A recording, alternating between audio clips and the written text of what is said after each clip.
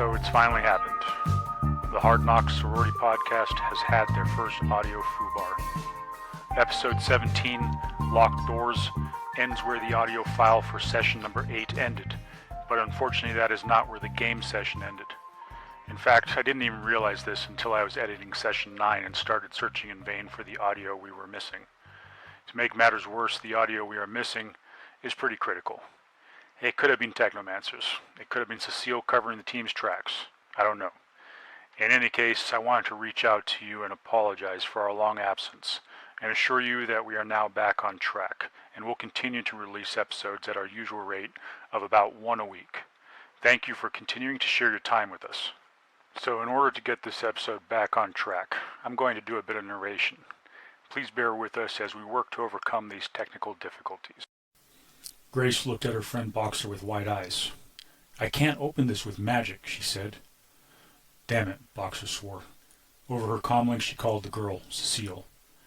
"Hey, college girl, we have a problem up here. I think we need your help." "Yeah, okay, what is it?" Cecile responded from the van. "Maglock, we need you to hack it," Boxer answered.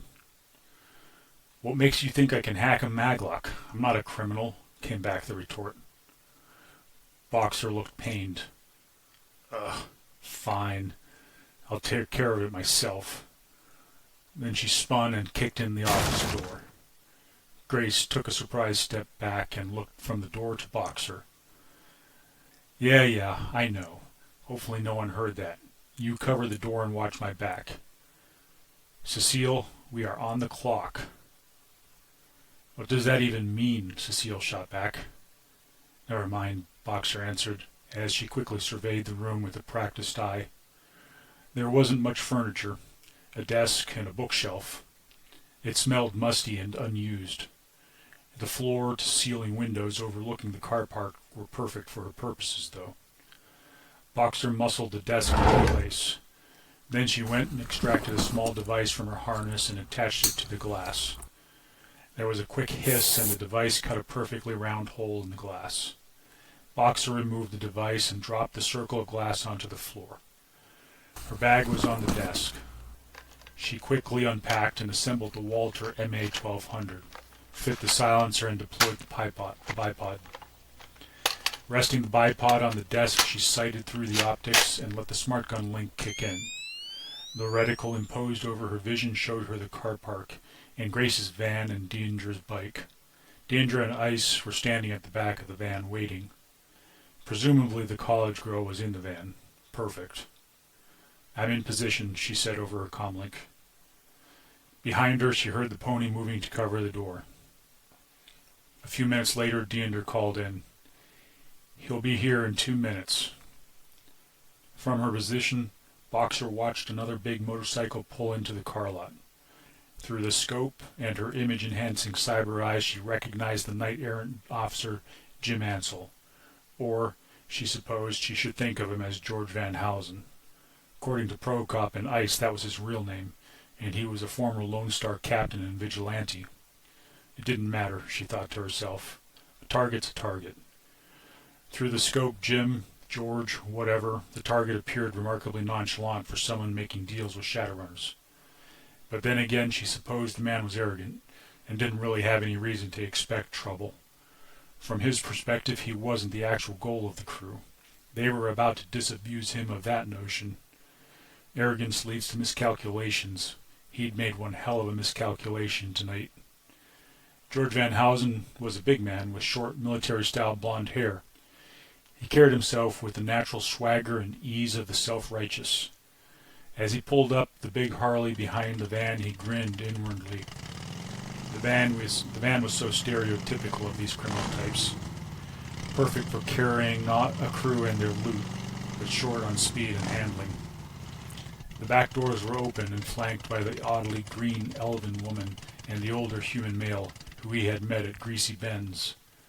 They had made the smart choice when confronted, and agreed to give up their Johnson in exchange for being allowed to collect whatever meager payout the Dreck bag had offered them. George Van Housen had been dealing with shadow scum for all of his professional life, and that was saying something. Whoever their Johnson was had it in for one of the recruits he was training. for whom he was responsible, and that wasn't something he could let slide. The young men and women under his command were his responsibility, and he was going to make damn sure that they completed their training and went on to become the best goddamn officers on the force. If that meant taking some scumbags back behind the proverbial woodshed, whatever that meant, and giving them a good thrashing, it wouldn't be the first time. The Shadow Riders might be gone, but that didn't mean he had to tolerate these gutter punks. He grinned insolently at the two Shadow Runners as he pulled up and stopped the big bike. Always let them know who's in charge, he thought. The older human male looked like he was well past his prime, but he carried himself in a way that Van Housen recognized. The blue spiral tattoos on his face were faded like his pale blue eyes that watched him impassively. If it came to it, he would be the first one Van Housen took down. The elven woman was different. Her green patterned skin and strange eyes were a bit unnerving, but between her old-fashioned clothes and insisting on carrying an obsolete weapon like a rapier, left him confident she didn't ultimately pose much of a threat. There was also the younger human female in the back of the van. He couldn't quite place her in the team. She didn't have the attitude to be an effective face, and she seemed both uncomfortable and out of her depth. So she was probably the group's decker. Nothing to worry about. He didn't see the changeling or the dog. One less thing to worry about. "You have the recording?" Deandra asked the racist piece of dreck. He was the kind of human and the kind of law enforcement officer she despised. Arrogant, racist, and self-righteous. He reached into his armored jacket and pulled out a data stick. "Sure do," Van Housen answered. Up in the abandoned office, Boxer saw the data stick in the man's hand. "That's all the signal I need," she thought. Boxer smiled grimly. The SmartLink reticle rested center mass on the target's chest, and she trusted the work she had put into zeroing the optics and calibrating them to her cyber eyes. The rifle was loaded with gel rounds. The point was to take the target alive. She exhaled gently and her SmartLink triggered the rifle. The shock pads absorbed the recoil, and between the silencer and the audio dampers in her cyber ears, the shot registered only as a slight pop. The impact of the gel round on Van Housen's armored jacket staggered the man, but he was fast.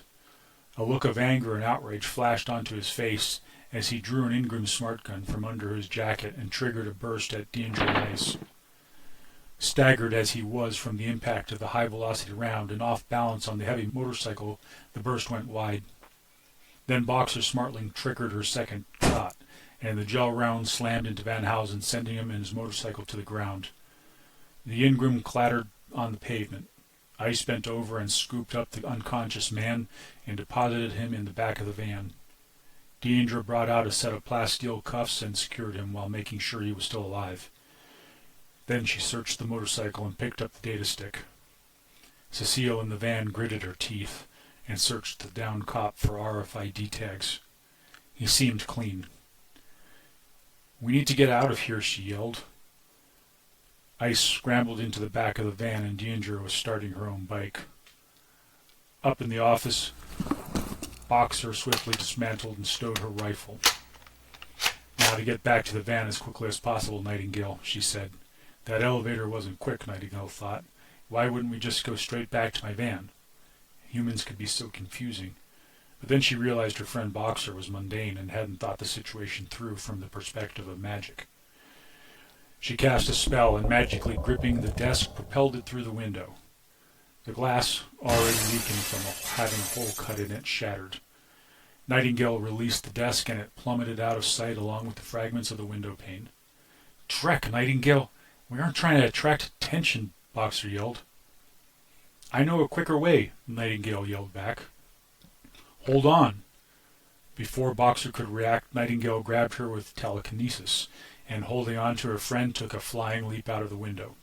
As her hooves left the softness of the carpet, she cast again. Boxer clutching her gear bag, mouth opened in surprise, and the pony glided quickly and gracefully down to the waiting van. Safely back on the ground, Boxer said, "Don't ever do that again," as she threw her bag into the back of the van and clambered in next to Ice. "At least not without warning me."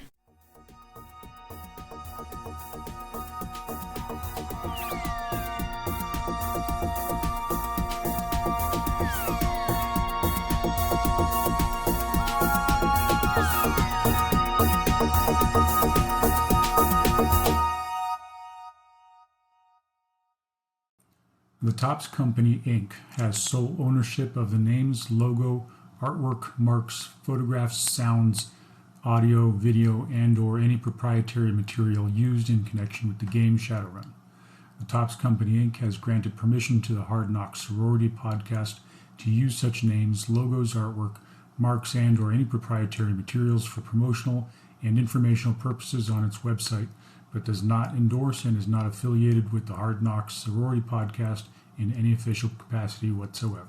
The music for the Hard Knocks Sorority podcast was written and performed by Trace Mineral. The Hard Knocks Sorority podcast is licensed under a Creative Commons License 4.0, meaning you are welcome to use the material as long as you give us credit.